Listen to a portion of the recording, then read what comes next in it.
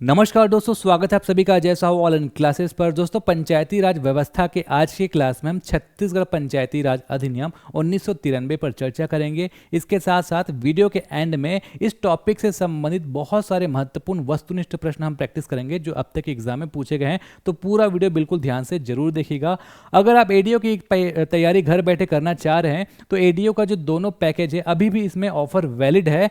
आपको क्या करना है, हमारा मोबाइल एप्लीकेशन डाउनलोड करना है। कंप्लीट पैकेज मात्र 1499 रुपये मिल जाएगा और एडीओ का पंचायती राज ग्रामीण विकास आजीविका वाला पैकेज मात्र 999 रुपये में अभी भी ये ऑफर वैलिड है। आप इसको परचेज कर सकते हैं हमारे मोबाइल एप्लीकेशन पर। अधिक जानकारी के लिए आप इस नंबर पे कांटेक्ट कर सकते हैं। शुरू करेंगे आज का टॉपिक। तो छत्तीसगढ़ पंचायती राज अधिनियम 1993 पढ़ने से पहले पिछले क्लास में हमने कुछ इंपॉर्टेंट चीज़ों को डिस्कस किया था, वो मैं आपको याद दिला देता हूं। पिछले क्लास में हमने 73वां संविधान संशोधन अधिनियम 1992 पढ़ा था और उसमें ये देखा था कि उस अधिनियम के अंतर्गत पंचायती राज व्यवस्था को संवैधानिक मान्यता दे दी गई थी। और जब संवैधानिक मान्यता दे दी गई तो पूरे राज्य में इसे लागू किया गया। तो मध्य प्रदेश में सबसे पहले इसे लागू किया गया और मध्य प्रदेश के अंतर्गत ही उस समय छत्तीसगढ़ आता था। तो अविभाजित मध्य प्रदेश पूरे भारत का पहला राज्य था जिन्होंने 73वें संविधान संशोधन को लगभग समस्त प्रावधानों को यथावत लागू किया। किस नाम से? मध्य प्रदेश पंचायत राज अधिनियम 1993 इन्होंने अपने लिए बनाया। अब देखिए, कोई भी अधिनियम बनता है किसी भी राज्य को हो तो पहले वो विधानसभा में जाता है। वहाँ जब पारित होता है तो राज्यपाल का हस्ताक्षर लगता है जिसको हम राज्यपाल का अनुमोदन कहते हैं। फिर राजपत्र में प्रकाशित होता है और इस तरीके से वो लागू हो जाता है। तो पहले मैं आपको मध्य प्रदेश के संदर्भ में पढ़ा रहा हूँ, फिर छत्तीसगढ़ के संदर्भ में जो डेट पढ़ाऊंगा वो ज़्यादा इंपॉर्टेंट रहेगा, उसको याद रखिएगा, ठीक है। तो यह जो अधिनियम है 30 दिसंबर 1993 को विधानसभा में पारित हुआ, उस समय मध्य प्रदेश के, है ना। 24 जनवरी 1994 को राज्यपाल का अनुमोदन प्राप्त हुआ और 25 जनवरी 1994 को इसे राजपत्र में प्रकाशित कर दिया गया। छत्तीसगढ़ राज्य मध्य प्रदेश से कब अलग हुआ?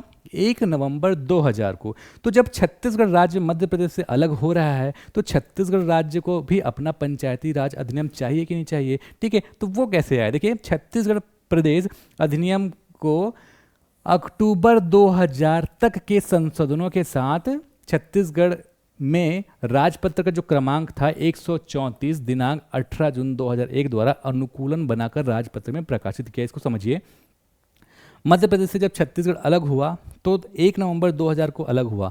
तो 1 नवंबर से पहले कौन सा महीना आएगा? अक्टूबर। तो अक्टूबर तक मध्य प्रदेश ने जो भी संशोधन किया रहा होगा अपने अधिनियम में, उस तरीके से जो भी था यथावत अपने अनुकूलित बनाकर 18 जून 2001 को अपने द्वारा अपने अनुसार अनुकूलित बनाकर राजपत्र में प्रकाशित किया। तो आपसे एक क्वेश्चन अगर पूछा जा सकता है कि यहाँ पर अक्टूबर 2000 से पहले अगर मध्य प्रदेश में जितने भी संशोधन हुआ है तो वो लागू छत्तीसगढ़ में हुआ है, लेकिन अक्टूबर 2000 के बाद अगर मध्य प्रदेश ने कोई संशोधन किया तो छत्तीसगढ़ में लागू नहीं होगा, क्योंकि 1 नवंबर 2000 से छत्तीसगढ़ अलग राज्य बन गया। अब मध्य प्रदेश से हमारा कोई लेना देना नहीं है ना। तो इस तरीके से आप वो चीज़ को ध्यान में रख सकते हैं। छत्तीसगढ़ पंचायती राज अधिनियम ग्राम स्तर पर स्वशासन को मजबूत बनाने और ग्रामीण विकास में सामुदायिक भागीदारी को बढ़ावा देने के उद्देश्य से बनाया गया एक महत्वपूर्ण प्रावधान है। तो हमने पिछले क्लास में भी डिस्कस कर दिया था कि पंचायती राज व्यवस्था क्यों लाया गया, ताकि ग्रामीण स्वशासन को एक नया बल मिले, संवैधानिक दर्जा मिले। इसके साथ साथ त्रिस्तरीय पंचायती राज व्यवस्था को बताया गया, जैसे कि जिला स्तर पर जिला पंचायत, जनपद स्तर पर जनपद पंचायत, ग्राम स्तर पर ग्राम पंचायत। तो पूरी व्यवस्था के लिए ये अधिनियम बनाया गया है ना। इस अधिनियम के तहत ग्रामीण क्षेत्र में पंचायती राज संस्थाओं की संरचना, अधिकार, कार्य और कर्तव्यों को परिभाषित किया गया। ये सब कुछ हम देखेंगे। तो यहाँ पर कुछ महत्वपूर्ण तिथियां याद रखिएगा। मध्य प्रदेश पंचायत राज अधिनियम में अगर आप देखेंगे तो 30 दिसंबर 1993 को विधानसभा में पारित किया गया, 24 जनवरी 1994 को राज्यपाल का अनुमोदन मिला और 25 जनवरी 1994 को राजपत्र में प्रकाशित हुआ। ये डेट हमारे लिए उतना महत्वपूर्ण नहीं है जितना कि छत्तीसगढ़ राज्य पंचायत राज अधिनियम वाला डेट इंपॉर्टेंट है। तो यहाँ पर आप देखेंगे 7 जून 2001 को विधियों का अनुकूलन आदेश बनाया गया। विधियों का अनुकूलन मतलब छत्तीसगढ़ जो राज्य है वो अपने अनुसार अपने परिस्थितियों के अनुसार अनुकूलित करके यहाँ के जो संस्कृति परंपरा या फिर यहाँ के हिसाब से जो भी ठीक लगे उस अनुसार अनुकूलित करके आदेश बनाया। 18 जून 2001 को विधियों के अनुकूलन आदेश का राजपत्र में प्रकाशन हुआ और लागू कब हो गया था? देखिए, पंचायती राज अधिनियम जैसे ही छत्तीसगढ़ बना 1 नवंबर 2000 को, तब से लागू हो गया था। ठीक है, तो ये सारे डेट आपको याद रखना है। उद्देश्य हम देखते हैं, पंचायत राज अधिनियम के मुख्य उद्देश्य क्या है? स्थानीय स्वशासन एवं विकास संबंधी कार्यों को करने में पंचायत राज संस्थाओं की भागीदारी प्रभावपूर्ण बनाए जाने के उद्देश्य से पंचायत राज अधिनियम 1993 क्रमांक 1 सन 1994 लाया गया। इसमें पंचायत से संबंधित विधियों को संकलित किया गया, अर्थात ग्रामीण स्वशासन को बल देने के लिए पंचायत राज अधिनियम लाया गया। ठीक है, तो आप इसकी एक थोड़ा सा संरचना समझिए। स्थानीय स्वशासन में जिला स्तर पर जिला पंचायत, विकासखंड स्तर पर जनपद पंचायत, ग्राम स्तर पर ग्राम पंचायत और ग्राम पंचायत से सबसे जो नीचे जो इकाई है ना, ग्राम सभा, इसी को हम स्थानीय स्वशासन की सबसे छोटी इकाई के रूप में जानते हैं। ठीक है, तो स्थानीय स्वशासन की सबसे छोटी इकाई, एक क्वेश्चन पूछ दिया जाए आपसे तो आप ग्राम पंचायत नहीं लेंगे, ग्राम सभा होता है। क्या होता है ग्राम सभा? आपके सिलेबस में पूरा एक टॉपिक है, उस पर हम बहुत डिटेल से कवर करेंगे। ठीक है, तो अभी अगर आप इकोनॉमिक सर्वे के डेटा के हिसाब से ध्यान रखें, या फिर मैंने एक सोर्स लिंक भी ऑफिशियल वेबसाइट का लगा दिया है, अगर आपने पेड क्लास ज्वाइन किया होगा, आपको एज इट इज़ पीडीएफ मिल जाता है जो भी मैं आपको पढ़ा रहा हूँ, तो उस पीडीएफ में इस लिंक में क्लिक करेंगे ना तो आपको पूरा वेबसाइट खुल जाएगा। ठीक है, और इकोनॉमिक सर्वे में भी देखेंगे तो ये सब डेटा लिखा हुआ है। तो ग्राम पंचायत की संख्या है 11,664, जनपद पंचायत 146 और जिला पंचायत 28। तो ये वर्तमान में स्थिति है, ये आप ध्यान में रख सकते हैं। ठीक, आते हैं आगे। 1 नवंबर 2000 के बाद मध्य प्रदेश के पंचायत राज अधिनियम में जो भी संशोधन हुए वे अब छत्तीसगढ़ राज्य में लागू नहीं होंगे। क्यों? क्योंकि हम मध्य प्रदेश से स्वतंत्र हो गए। अब वो वहाँ चेंज जो करेगा, हम क्यों चेंज करें? हम तो अपना अलग राज्य बना लिए हैं। केवल छत्तीसगढ़ राज्य विधानमंडल द्वारा पारित संशोधन ही यहाँ पर लागू होते हैं। अब इस तरीके से क्वेश्चन ये पूछा जा सकता है कि अब तक छत्तीसगढ़ के पंचायती राज अधिनियम में कितने बार संशोधन हुए हैं? तो जनवरी 2025 की स्थिति अगर हम देखें तो छत्तीसगढ़ पंचायती राज अधिनियम में 19 बार संशोधन हो गए हैं। लेकिन ध्यान रखेंगे, जब छत्तीसगढ़ राज्य बना तो छत्तीसगढ़ राज्य के गठन के पश्चात कुल 11 बार संशोधन हुए हैं। तो ये इंपॉर्टेंट ज़्यादा है कि छत्तीसगढ़ राज्य बनने के बाद अब तक कुल कितने बार संशोधन हुए हैं? 11 बार संशोधन हो चुके हैं। ये टोटल 11 बार संशोधन कब कब हुआ है? लिखा हुआ है छत्तीसगढ़ पंचायती राज संशोधन अधिनियम 2003-4 से लेकर 24। तो लेटेस्ट वाला डेटा आप याद रखेंगे, छत्तीसगढ़ पंचायती राज संशोधन अधिनियम 2024 ये जो है 3 दिसंबर 2024 को राजपत्र में प्रकाशित हुआ था। और 10वें संशोधन के संदर्भ में आप ये याद रख सकते हैं कि 10वें संशोधन के संदर्भ में आपको ये ध्यान रखना है कि पंचायतों में निःशक्त जनों का प्रतिनिधित्व अगर नहीं होता है तो सरकार निःशक्त जनों का सदस्यता के लिए नाम निर्दिष्ट, मतलब एक विशेष व्यक्ति को मनोनीत कर सकता है, नाम ले सकता है। तो ये जो है 10वें संशोधन में हुआ था। और 11वें संशोधन में क्या हुआ था, हमने पहले क्लास में पूरा डिस्कस करके आपको बता दिया था कि किस तरीके से आरक्षण में चेंज हुआ था, है ना। तो ये चीज़ भी आपको ध्यान में रखना है। अब हम देखते हैं छत्तीसगढ़ पंचायती राज अधिनियम में कुल कितने अध्याय हैं, कुल कितनी अनुसूचियां हैं, ठीक है, कुल कितने धाराएं हैं। ये डायरेक्ट क्वेश्चन पूछा जाता है, तो ये आपको बहुत अच्छे से ध्यान में रखना है। छत्तीसगढ़ पंचायती राज अधिनियम में कुल अध्याय है 15, अनुसूची है 4 और धाराएं हैं टोटल 132। ठीक है, अब एक एक अध्याय का नाम, धारा का नाम क्या है, ये सब कुछ मैं आपको पूरे के तो पूरे, अब आपको पीडीएफ तो मिल रहा है या फिर आप यूट्यूब में अगर देख रहे हैं तो स्क्रीनशॉट लेके भी देख सकते हैं, है ना।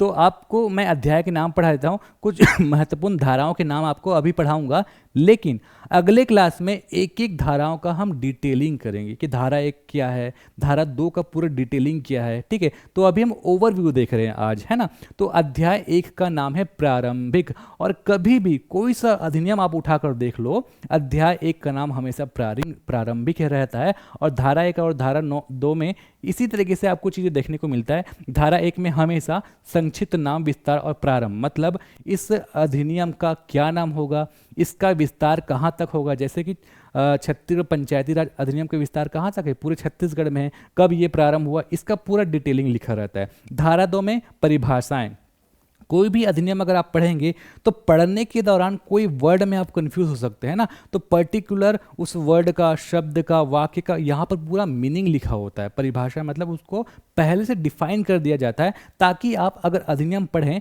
तो कंफ्यूज ना हो, है ना। तो इस तरीके से अध्याय 1 में धारा 1 और धारा 2 हमने समझा। अध्याय 2 का नाम है ग्राम सभा, है ना। तो अध्याय 2 में अगर आप देखेंगे तो धारा 3 के अंतर्गत ग्राम के संबंध में अधिसूचना कौन करता है, राज्यपाल करता है, वो तो हम डिटेलिंग देखेंगे। तो ये हो गया। धारा 4 का नाम है ग्राम की मतदाता सूची, तो किस तरीके से तैयार होगी, कैसे तैयार होगा। ग्राम के मतदाताओं का रजिस्ट्रेशन किस तरीके से होगा। धारा 6 में है ग्राम सभा से संबंधित ग्राम सभा का सम्मिलन, सम्मिलन का मतलब होता है बैठक, है ना। और धारा 7 हो गया ग्राम सभा की शक्तियों और कृत्य तथा उसका वार्षिक सम्मेलन। तो जब हम इसको पढ़ेंगे डिटेलिंग तो इसके बारे में पूरी जानकारी हमको मिलेगी। लेकिन कई बार डायरेक्ट क्वेश्चन पूछ दिया जाता है कि बताइए ग्राम सभा के बैठक का उल्लेख छत्तीसगढ़ पंचायती राज अधिनियम 1993 के किस धारा के अंतर्गत हमको देखने को मिलता है। तो धारा 6 ऐसे आपको ध्यान में रखना होगा, है ना। तो अगर आप देखेंगे टोटल के टोटल 132 याद भी नहीं कर पाओगे और उतना महत्वपूर्ण भी नहीं है, लेकिन आपको जो मेन महत्वपूर्ण है एटलीस्ट वो आपको फोकस रखना होगा, है ना। अगले क्लास में जब डिटेलिंग करेंगे हम ना तो आपको ऑटोमेटिक याद होता जाएगा, ठीक है। उसके लिए आप टेंशन मत लीजिए। धारा 3 का नाम है पंचायतों की स्थापना। तो इसके अंतर्गत मैं कुछ इंपॉर्टेंट को हाईलाइट करा देता हूँ, बाकी को आप नोट डाउन कर लीजिएगा। जैसे कि धारा 13 ग्राम पंचायत का गठन, मतलब इसकी जो संरचना होगी किस तरीके की होगी, यहाँ पर विवरण मिलता है। मत देने तथा अभ्यर्थी होने के लिए अर्हता, मतलब जो योग्यता होनी चाहिए, अयोग्यता होनी चाहिए, वो किस तरीके की होनी चाहिए, वो धारा 14 में हमको पता चलता है। धारा 20 में प्रथम सम्मेलन और पदावधि, ये ग्राम पंचायत के संदर्भ में। उस तरीके से धारा 21 में सरपंच और उप सरपंच के विरुद्ध अविस्ताव का जो प्रस्ताव पास किया जाता है वो किस तरीके से तैयार किया जाता है। धारा 21 का ग्राम पंचायत के पदाधिकारियों को वापस बुलाया जाना, ये क्या चीज़ है, ये सब कुछ हम देखेंगे, ठीक है। धारा 27 है आपका प्रथम सम्मेलन और पदावधि, ये जनपद पंचायत के लिए। धारा 28 है अध्यक्ष या उपाध्यक्ष के विरुद्ध अविश्वास प्रस्ताव किस तरीके से पास किया जा सकता है वो, है ना। धारा 34 में प्रथम सम्मेलन और पदावधि, ये जिला पंचायत के लिए। अध्यक्ष और उपाध्यक्ष के विरुद्ध अविश्वास प्रस्ताव, ये जिला पंचायत के लिए। पंचायत के पदाधिकारी होने के लिए निरर्हताएं, मतलब अयोग्यताएं, योग्यताएं किस तरीके से होनी चाहिए। पंचायत के पदाधिकारियों के द्वारा त्याग पत्र किस तरीके से दिया जा सकता है। आपका 39 में पंचायत के पदाधिकारी को निलंबन, है ना, किस तरीके से उसको निलंबित किया जा सकता है। पंचायत के पदाधिकारी को हटाया जाना, एक से अधिक पद धारण करने का वर्जन, धारा 40 में। अध्याय 4 का नाम है निर्वाचन का संचालन। इसमें धारा 42 है राज्य निर्वाचन आयोग की शक्तियां, धारा 43 है नियम बनाने की शक्तियां। तो इस तरीके से सब कुछ नहीं पढ़ता, मैं आपको थोड़ा सा आगे बढ़ जाता हूँ, ठीक है। अध्याय का नाम मैं आपको बता देता हूँ। अध्याय 5 का नाम है पंचायतों के कामकाज का संचालन तथा पंचायतों के सम्मिलन की प्रक्रिया। इसमें आप याद रख सकते हैं, थोड़ा सा फोकस कर सकते हैं। धारा 46 में ग्राम पंचायत की स्थायी समितियों के बारे में हम यहाँ पर चर्चा करेंगे, पूरा डिटेलिंग यहाँ पर मिलेगा। लेकिन अगर आपको क्वेश्चन पूछ दिया जाए कि ग्राम पंचायत की स्थायी समितियों का विवरण अधिनियम की किस धारा के अंतर्गत हमको उल्लेख देखने को मिलता है, तो धारा 46, ये तो आपको ध्यान में रखना होगा, है ना। धारा 47 है जनपद पंचायत और जिला पंचायत की स्थायी समितियाँ। फिर अगला अध्याय है अध्याय 6 पंचायतों के कृत्य। यहाँ पर धारा 49 ग्राम पंचायत के कृत्य क्या क्या हैं यहाँ पर आपको पता चल जाएगा। धारा 50 जनपद पंचायत के कृत्य, यहाँ पे आपको पता चलेगा। धारा 52 जिला पंचायत के कृत्य, यहाँ पे आपको पता चलेगा। इस तरीके से अब सीधे हम आ जाते हैं धारा 6 क में, कॉलोनी निर्माण, ठीक है। इसमें उतना इंपॉर्टेंट है नहीं, आगे बढ़ जाते हैं, सीधा आ जाते हैं धारा अध्याय 7 पंचायतों की निधि और उसकी संपत्ति। पंचायतों की संपत्ति के संदर्भ में यहाँ पर विवरण मिलेगा। तो धारा 66 में पंचायत निधि का उल्लेख मिलेगा। सब कुछ हम आगे की क्लास में डिटेलिंग देखेंगे। अध्याय 8 में पंचायतों की स्थापना, बजट और लेखों के बारे में हमको जानकारी मिलेगा। तो धारा 69 में सचिव तथा मुख्य कार्यपालन अधिकारी की नियुक्ति किस तरीके से की जाती है। बजट तथा वार्षिक लेखे का उल्लेख किस धारा में मिलता है, धारा 73। फिर है आपका अध्याय 9 कराधान और दावों की वसूली। अब आगे बढ़ते हैं अध्याय 10 का नाम है नियंत्रण, जिसके अंतर्गत धारा 88 में पंचायत की कार्यकलापों की जांच किस तरीके से की जाती है इसका उल्लेख मिलता है। फिर है धारा 90, पंचायतों और अन्य स्थानीय प्राधिकारियों के बीच अगर विवाद हो गया उसके बारे में जानकारी हमको यहाँ पे मिलेगी। अध्याय 11 का नाम है नियम और उपविधियाँ, तो नियम बनाने की शक्ति किसके पास है वो हमको पता चल जाएगा धारा 95 में। और फिर अगला है अध्याय 12 शास्त्री, है ना। तो ये सब कुछ हम पढ़ेंगे अगले क्लास में डिटेलिंग।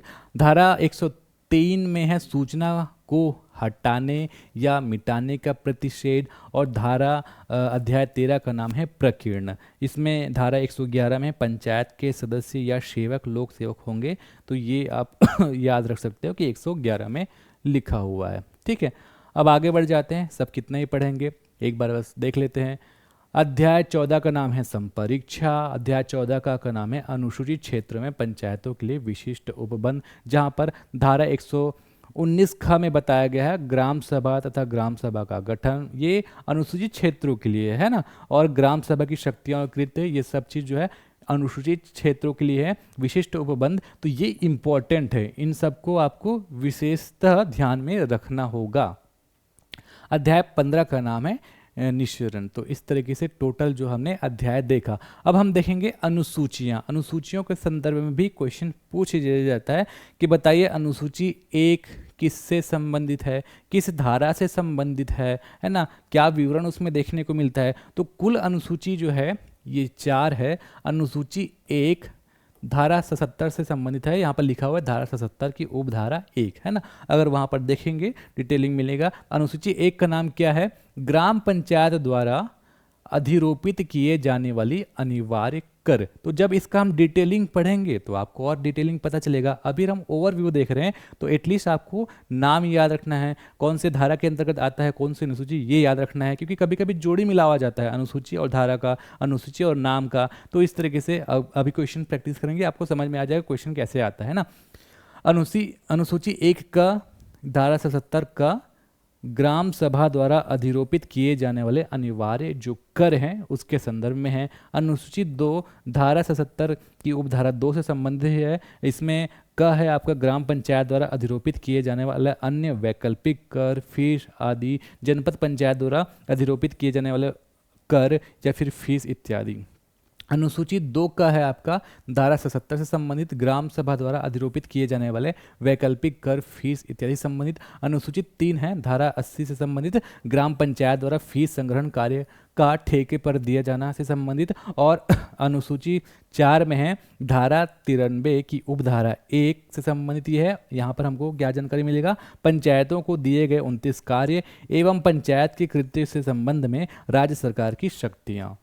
तो ये 4 अनुसूची आपको ध्यान में रखना है। तो आज हमने पूरा ओवरव्यू ही देखा है। डिटेलिंग क्लास हम अगले क्लास में डिस्कस करेंगे। जिन्होंने पेड क्लास ज्वाइन किया होगा उसको सब कुछ मिलेगा, और अगर आप ये क्लास डेमो के तौर पर देख रहे हैं तो आपको पता चल जाएगा कि पेड क्लास में हम किस तरीके से प्रैक्टिस कर रहे हैं। पहले क्या करते हैं, सबसे पहले थ्योरी को समझते हैं, उसके बाद एमसीक्यूज प्रैक्टिस करते हैं। एमसीक्यूज में भी विशेषता एडीओ में किस टाइप के क्वेश्चन पूछे गए हैं, जिससे मैंने यहाँ पे अटैच किया कि एडीओ में ये क्वेश्चन पूछा गया था, है ना। और उस टॉपिक से संबंधित जितने महत्वपूर्ण एमसीक्यूज बन सकते हैं वो सब कुछ हमारे द्वारा बनाकर आपको पढ़ाया जाता है, ताकि आप थ्योरी के साथ साथ वस्तुनिष्ठ प्रैक्टिस करोगे, रिविजन भी हो जाएगा, आसानी से याद भी हो जाएगा, एक आइडिया मिल जाएगा कि इस टाइप से क्वेश्चन पूछे जाएंगे। शुरू करते हैं एमसीक्यू। तो पहला है आपका फर्स्ट नंबर में क्वेश्चन है, छत्तीसगढ़ पंचायत राज अधिनियम में कितनी धाराएं, अध्याय और अनुसूचियां हैं। 2017 एडीओ के पेपर में पूछा गया था। तो हमने देखा था, सबसे पहले ही देख लिया था कि टोटल 132 धारा हैं, 15 अध्याय हैं और 4 अनुसूची हैं। तो ऑप्शन नंबर डी इसका सही जवाब आ जाएगा। दूसरा है छत्तीसगढ़ पंचायती राज अधिनियम का अध्याय 14 का किससे संबंधित है। ठीक है, अब ये आया था एडीओ 2017 के एग्जाम में। तो किससे संबंधित है, अनुसूचित क्षेत्र में पंचायत के विशिष्ट उपबंध। ठीक है, तो ये इस तरीके से क्वेश्चन पूछा जाता है। देखिए, इसलिए मैंने आपको इसके नाम का ओवरव्यू भी पढ़ाया है डिटेलिंग के साथ साथ। अगला है क्वेश्चन 3, डायरेक्ट स्क्रीनशॉट मैंने अटैच कर दिया है एडीओ 2017 के पेपर से। किस टाइप के क्वेश्चन आया देखिए, सूची 1 और सूची 2 को सुमेलित करना है, आपको मिलाना है ना। तो यहाँ पर अनुसूची 1 अनुसूची 2, अनुसूची 3, अनुसूची 4 लिखा हुआ है, और यहाँ पर लिखा हुआ है कि धारा 77 की उपधारा 2, धारा 80, धारा 77 की उपधारा 1। तो आपको मिलाना है कि कौन सा अनुसूची किससे संबंधित है। तो अभी जस्ट मैंने आपको बताया धारा अनुसूची 1 में क्या है, अनुसूची 1 में धारा 80 है ना, और अनुसूची 2 में क्या है, तो अनुसूची 2 में है आपका 2 में क्या था, अनुसूची 2 में ठीक है, अनुसूची 2 ये लिखा है, और ये थोड़ा सा यहाँ पे गड़बड़ कर दिया क्या, अनुसूची ए का 2 ये ऐसे कुछ था है ना, क्योंकि अभी जस्ट हमने देखा था। तो इसका जो आंसर है, चलो उत्तर भी यहाँ पर लिखा हुआ, इतना कॉम्प्लेक्स है कि इसको आसानी से याद रखना मेरे लिए भी मुश्किल हो रहा है। ऑप्शन नंबर डी, इसको मिला लेते हैं, ए का 2, ए का आपका 2 आ जाएगा, बी का 3, बी का आपका जो है 3 आ जाएगा, और सी का 1 आ जाएगा, और डी का 4 है ना। तो इसको आपको प्रैक्टिस करना होगा। थोड़ा सा पीछे चले जाते हैं अपन, यहाँ पर अगर हम पीछे जाएंगे तो मैंने थोड़ी देर पहले ये जो चीज़ पढ़ाया था ना, तो देखिए अचानक से इसको याद रखना यहाँ पर थोड़ा मुश्किल होता है ना। तो उसको आपको क्या करना है, प्रैक्टिस करना है। ये सारी चीज़ें मुझसे भी याद नहीं होती, प्रैक्टिस करने से होगा वो चीज़, ठीक है। सिर्फ एक धारा तो याद हो जाएगा, कौन कौन सी धारा में क्या क्या था वो। अगर आपको कोई एक भी पता रहेगा तो जोड़ी मिलाव में इतना टेंशन नहीं रहता है, 1-2 से मिल जाता है तो वो क्वेश्चन बन जाता है ना। और ये इस टाइप के जो क्वेश्चन है, अगर आपका किस्मत खराब है तो ही पूछा जाएगा, नहीं तो ऐसा क्वेश्चन नॉर्मली नहीं पूछा जाता। अगला अलग क्वेश्चन नंबर 4 है, इस राज्य के पंचायत राज अधिनियम 1993 की किस धारा में ग्राम पंचायत के पदाधिकारियों को वापस बुलाए जाने का प्रावधान है। तो धारा 21 का, ठीक है, ये भी एडीओ में पूछा गया था। अगला क्वेश्चन है हमारा, छत्तीसगढ़ पंचायत राज अधिनियम का विधियों का अनुकूलन आदेश जो है वो कब अधिसूचित किया गया। तो ये अधिसूचित किया गया 7 जून 2001 को। छत्तीसगढ़ में विधियों का अनुकूलन आदेश कब से लागू है। तो जहां भी लागू शब्द देखोगे ना आप, कंफ्यूज मत होना कि 2001 2002 कैसे हो गया। मैंने भी बहुत एनालिसिस किया और सब जगह जैसा मैं पढ़ा रहा हूँ वैसा ही लिखा हुआ है। तो लागू से आप समझ लेना कि छत्तीसगढ़ राज्य बना कब, 1 नवंबर 2000 को। तो जब बना तब से लागू हो गया, ऐसे थोड़ा सा ध्यान रख लेना, 1 नवंबर 2000।